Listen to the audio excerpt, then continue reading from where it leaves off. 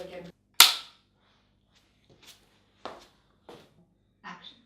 Have you heard of the man? Perhaps you've heard that it's a man's world. Perhaps you've been told to stick it to the man. Or perhaps you left a good job in the city, working for the man every night and day. Aria! Yes, today I'm explaining man privilege.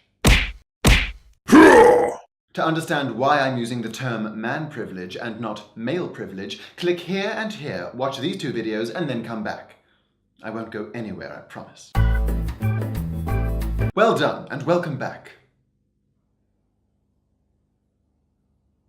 Alright, so what's man privilege? What indeed? Well, to understand man privilege, you first need to understand something else.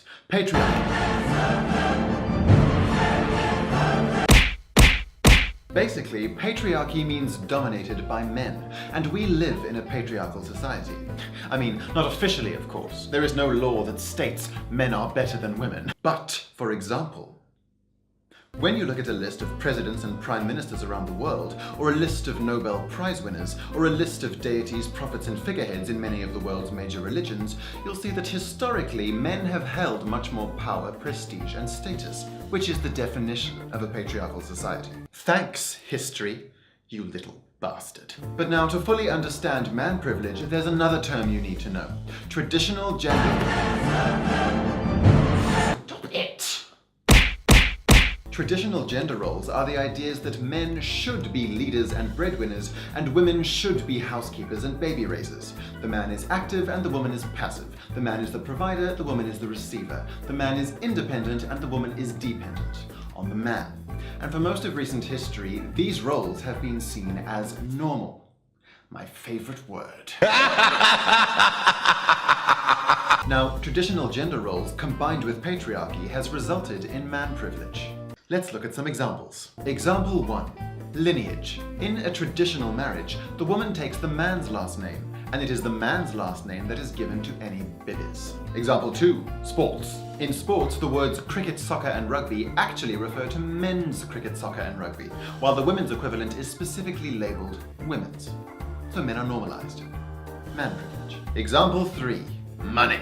Men are paid more. That's just a fact. Aww. Okay, Lady Aria Grey, I hear you say, we get it, you hate men. No, I don't. Well, that's what it sounds like. Well, that's not true. I actually love men.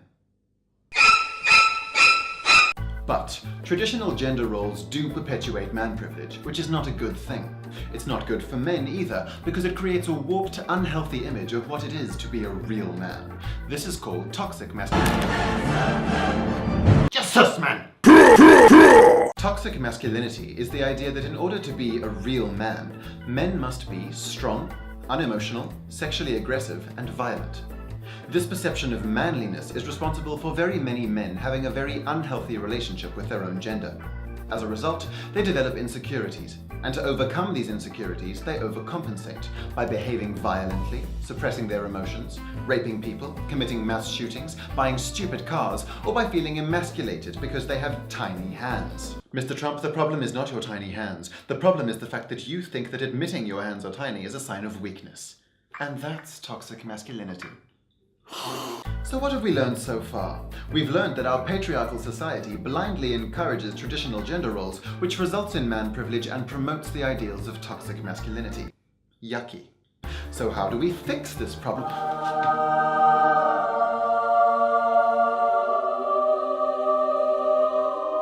Feminism is often misinterpreted because people think feminism is the same thing as misandry. It's not. Misandry is the hatred of men. Feminism is the belief that men and women should be treated equally. Those are not the same things. Yeah, well, if you believe in equality, then why is it called feminism? Why isn't it called equality? That's because we already live in a patriarchal society where men enjoy privilege. So in order to achieve the equality we believe in, we need to spend some time actively promoting women. And that's why it's called feminism. So if you believe that women deserve as much respect as men, then you too are a feminist. Welcome. Let's conclude. In conclusion, we live in a world where traditional gender roles are considered the norm. If that works for you, then that's great. You get a gold star. Gold star! But you need to know that traditional gender roles just don't work for everyone. Women can also be leaders and breadwinners, and men can also be housekeepers and baby raisers, and wear dresses if they want to. And at the end of the day, regardless of whether or not you fit into traditional gender boxes, if you have a healthy relationship with your gender, then you deserve a gold star too. Gold star! The gold star is a metaphor for respect. Maybe it's love. No, acceptance. Never mind, it's just a metaphor.